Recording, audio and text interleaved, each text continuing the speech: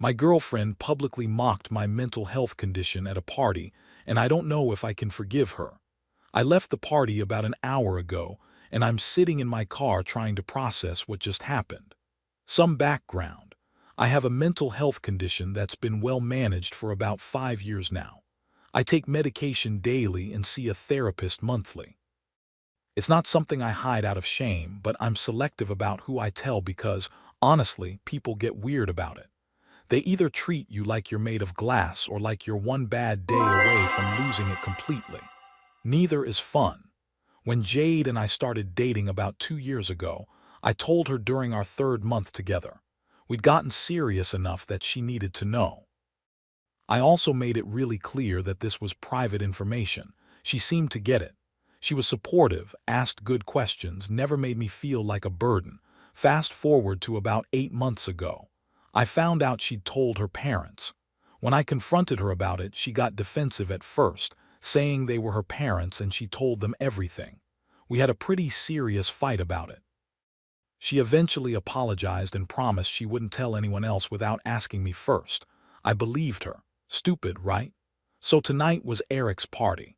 Eric is Jade's close friend from college, and he throws these big house parties every few months. Usually they're fine, good music, decent people, lots of drinking. I'm always the designated driver because I don't drink. The party was going okay at first. Jade had a few drinks, which is normal, but she gets different when she drinks. Louder, more attention-seeking, less filtered. Usually it's harmless, just kind of embarrassing. Tonight was different. About an hour in, this guy I'd never met before, I think his name was Todd, started doing this whole thing where he was trying to get everyone to take shots. He came up to me and Jade with a tray of them. I politely declined. He pushed. I declined again. Then he made some joke about me being boring or no fun. Before I could respond, Jade jumped in. He can't drink because of his meds, she announced, loud enough that several people nearby turned to look. My stomach dropped. But okay, I thought, lots of people take medication. She didn't necessarily out me, and people didn't seem to pay that much attention to it either. Todd just backed off. A few people did ask questions, but nothing too invasive, just curious. Oh, what kind of medication? Is it like serious? That kind of thing. I gave vague answers and quickly changed the subject. Jade was already moving on to talk to someone else, seemingly oblivious to what she'd just done. Around 10:30, my phone alarm went off. I have it set for my medication time. It's pretty subtle, just a quiet vibration in my pocket. But Jade was standing right next to me and she felt it too. Here's where everything went to hell. Jade was pretty drunk by this point. She grabbed my arm and yelled, "Oliver, it's time for your crazy pills." The conversation around us literally stopped. People stared. Someone laughed nervously. Before I could react, she turned to the group around us and announced, "Yeah, he's got some mental health thing, has to take medication every night or he gets all weird." She said it like it was a funny quirk, like it was a cute story to share, like she was talking about me being lactose intolerant or something. I felt like I'd been punched in the chest. Everyone was looking at me. Some people looked away quickly, embarrassed for me. A few looked curious, like they wanted to know more. I didn't say anything. I couldn't. I just turned and walked straight out of the house. I heard Jade call after me, but I didn't stop. I got in my car and drove to this parking lot near my apartment where I've been sitting for the past hour. My phone has been blowing up. Jade's called 6 times and sent probably 30 texts. At first they were confused. Where did you go? What's wrong? Then they got defensive. You're overreacting. I barely said anything. Now they're apologetic. I'm so sorry. I was drunk. Please come back. I can't even look at the texts without feeling sick. I'd explicitly told her this was private. I'd asked her not to share it, multiple times. We had a whole fight about this exact thing 8 months ago when she told her parents. And she still threw me under the bus without a second thought. I don't know if I'm overreacting. Part of me wonders if I'm being too sensitive, like she said. It's just medication, right? Lots of people have mental health issues. Maybe I should be more open about it, but another part of me is just done. I'm supposed to go home tonight. We live together. I honestly don't know if I can face her right now. I don't know what to say or what to do. Edit, some of you are asking about my living situation. We rent an apartment together, both on the lease. We've been living together for about a year. Update. I didn't expect to be back this soon, but things moved fast over the weekend. After I made my post Friday night, I ended up sleeping in my car in the apartment parking lot. I know that sounds dramatic, but I genuinely couldn't bring myself to go inside and face Jade. Around 2 a.m. I finally went in. She was passed out on the couch, fully dressed. I grabbed some clothes and my work stuff and left before she woke up. I stayed at my coworker Dave's place Saturday morning. Jade started calling around 9 a.m. when she woke up. I didn't answer. By the afternoon, she'd left probably 8 voicemails. They started apologetic but got increasingly frantic. I finally called her back around 4 p.m. I told her I needed space to think and that I was staying with Dave for a few days. She immediately started crying and apologizing. I was so drunk, I didn't know what I was saying. I would never hurt you on purpose. Please come home so we can talk about this. Here's the thing, she was only apologizing for being drunk, not for violating my trust, not for dismissing my feelings. She was apologizing for the circumstances, not the actual action. So I asked her directly, "Do you understand why what you did was wrong?" She said, "Yes, I shouldn't have said it when I was drunk." "No," I said. "I mean, do you understand that you shared private medical information that I specifically asked you not to share?" There was a long pause. Then she said, "I mean, I get that you're private about it, but I don't think I said anything that bad. Everyone has mental health stuff now. It's not like it used to be." That's when I knew. She genuinely didn't get it. In her mind, because mental health is less stigmatized than it used to be, which, sure, progress is great, that meant my boundary wasn't valid, that my privacy didn't matter. I told her, whether or not there's stigma, it's my information to share, not yours. She got defensive then. "I was just trying to explain why you weren't drinking. People were asking questions. What was I supposed to say?" "Literally anything else," I said. "You could have said I was driving, or that I don't like alcohol, or that it gives me headaches. There were 100 things you could have said that didn't involve announcing my private medical information to a room full of strangers." She started crying harder. "You're right, I'm sorry, I really am, please don't leave me over this." I wanted to feel bad for her. Part of me did feel bad, but mostly I just felt tired. "I need more time," I told her and hung up. I spent Saturday night reading through Reddit comments and really thinking about the relationship. And I realized something. Not just this time, but I've been minimizing my own feelings for her for a while now. Whenever Jade drinks, she gets loud and kind of thoughtless, and I've just accepted it. Written it off as that's just how she is when she's had a few. But why should I accept being disrespected just because she's drunk? That's not actually an excuse. Sunday morning, I called her again.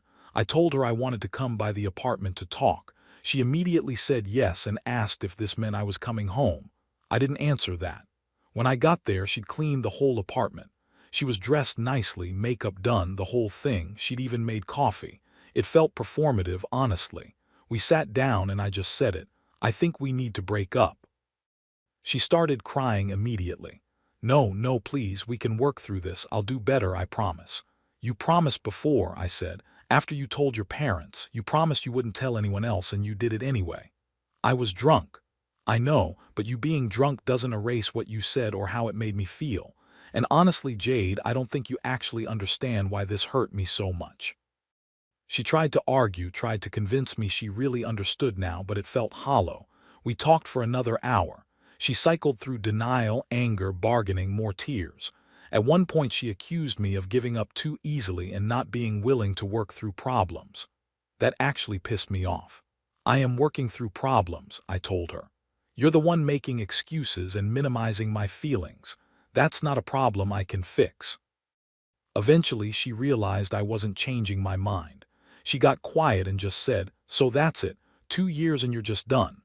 You were done when you decided that making your friends laugh was more important than respecting my privacy." I said. I know that was harsh, but it was also true. We talked logistics after that. The lease is up in 3 months. I said I'd move out and keep paying my half until then. She initially tried to get me to stay in the apartment, but honestly, I'd rather crash with Dave or find a sublease than spend another night in that place. I packed up more of my stuff Sunday afternoon. She tried to hug me when I was leaving. I let her, but I didn't hug back. I felt nothing. That was yesterday. Today I've been apartment hunting online and starting to tell people. Dave's been great. He says I can stay as long as I need to.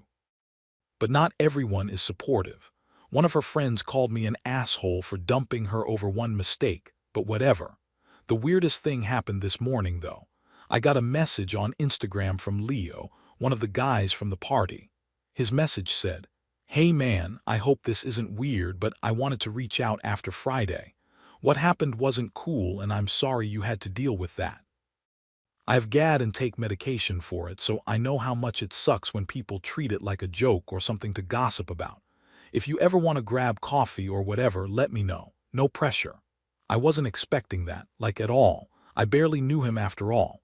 I messaged him back thanking him and saying I might take him up on that. It's strange. I've been with Jade for 2 years, and when I needed support, she made excuses. But this guy I barely know took the time to reach out and validate my feelings. It kind of puts things in perspective. Update 2. Hey everyone. It's been over a month since I broke up with Jade. We've barely communicated except for necessary stuff about the lease and dividing up our stuff. She tried calling me a few times in the first week, but I didn't answer.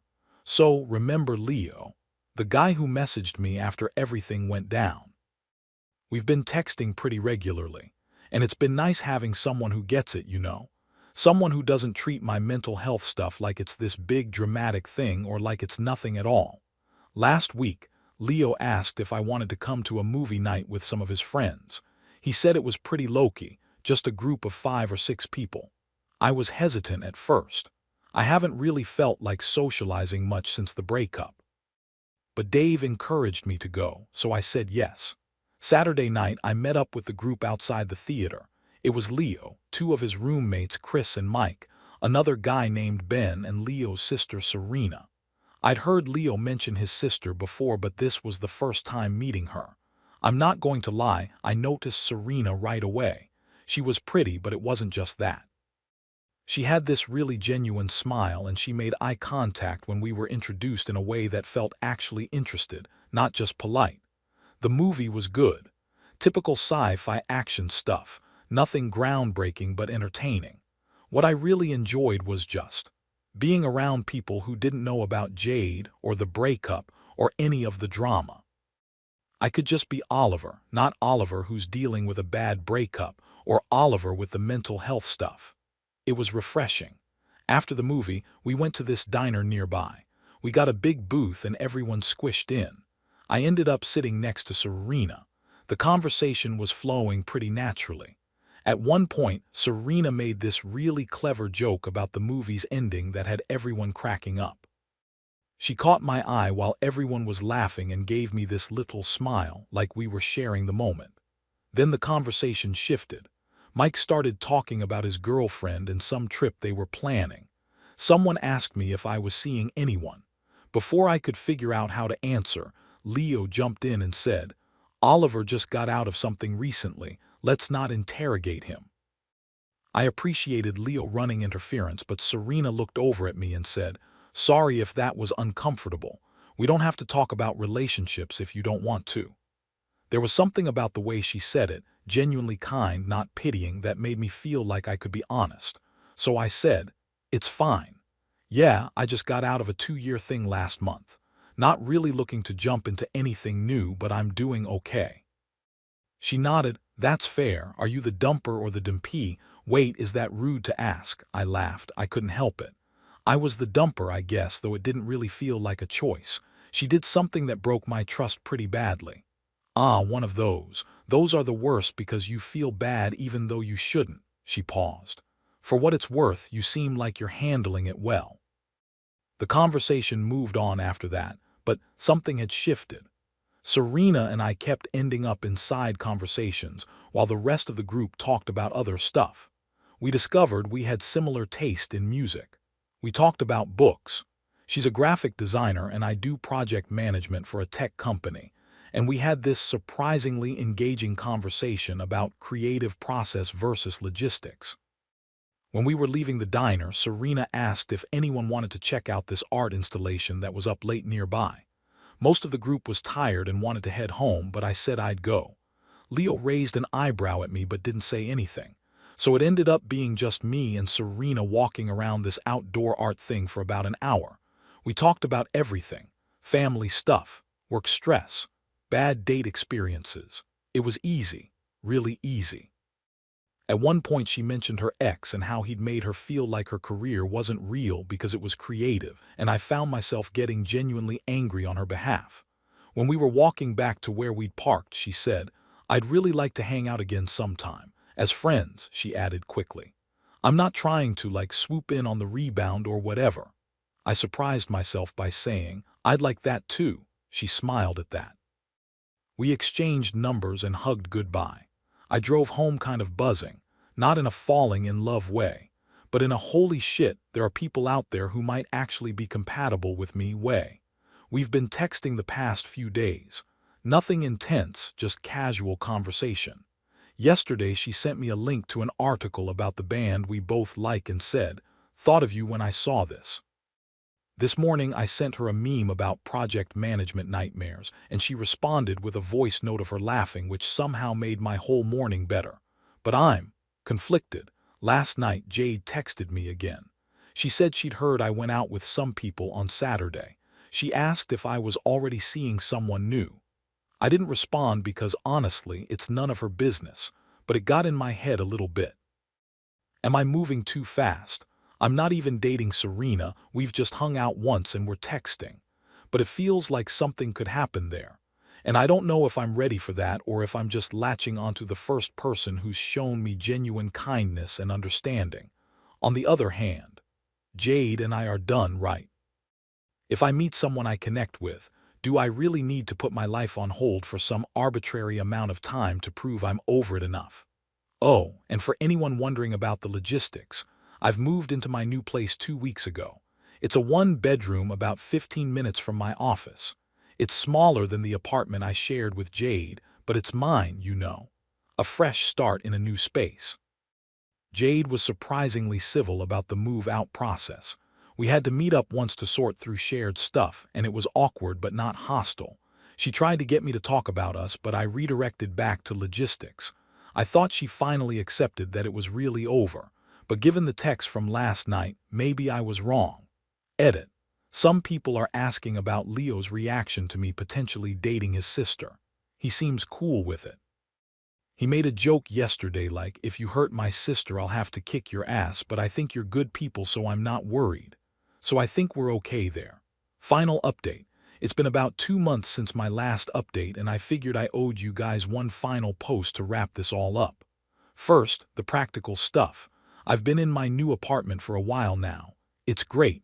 I love having my own space. Dave helped me move, and we had this moment where we were sitting on my empty living room floor eating pizza, and he said, "This is your clean slate, man. Make it good." I've been trying to do exactly that. I got new furniture, hung up some art, created a whole setup for my home office. It actually feels like home, not just a place I'm staying. The lease on the old apartment with Jade ended last week. We handled the final walkthrough and everything went smoothly. She tried one last time to have a closure conversation, but I declined. I don't think I need that from her. She looked sad when I said no, but she didn't push it. She looked sad, but then her expression shifted to something else. "Is it true you're dating Leo's sister?" she asked. I was surprised she knew the specifics, but I guess word travels. "That's not really your business anymore," I said. "So it is true," she laughed, but it wasn't a happy sound. "That was fast. 1 month and you've already moved on." 3 months actually, I corrected her. "And yes, I'm seeing someone." She flinched at that. "So I guess I never meant anything to you then." "You meant a lot to me," I said honestly. "But that doesn't mean I had to let it slide when you broke my trust." She didn't have anything to say to that. I finished signing the final paperwork, handed her the keys, and left. I've heard through mutual friends that she's been telling people I abandoned her over one drunken mistake, and that I refused to work on the relationship. A couple of her friends have unfollowed me on social media. It bothered me at first, but after a while I just stopped caring. Let her tell whatever story she needs to tell. The people who matter know what actually happened, and I'm not interested in fighting a PR battle over our failed relationship.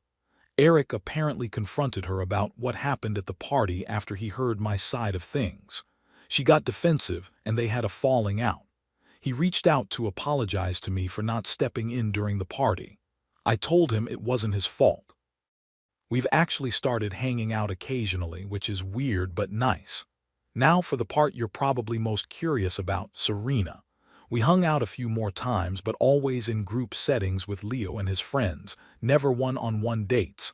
I was deliberately trying not to rush anything. I think she could tell I was holding back and she never pushed. She just kept being herself.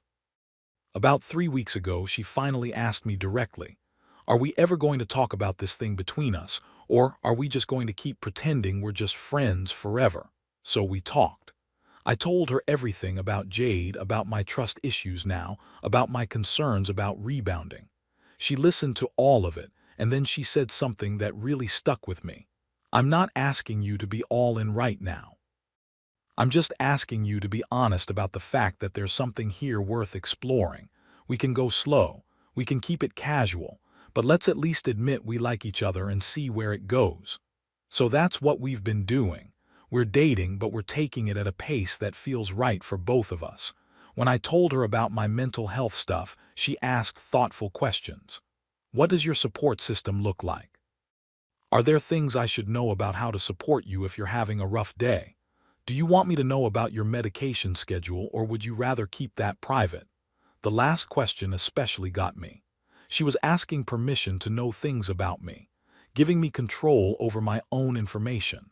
It sounds like such a small thing, but after Jade, it meant everything. Last week we were at her apartment watching a movie and my medication alarm went off. I tensed up automatically, but Serena just glanced at me and said, "Need to pause." I nodded, went to the kitchen to take my meds, and when I came back she'd paused the movie and waited for me.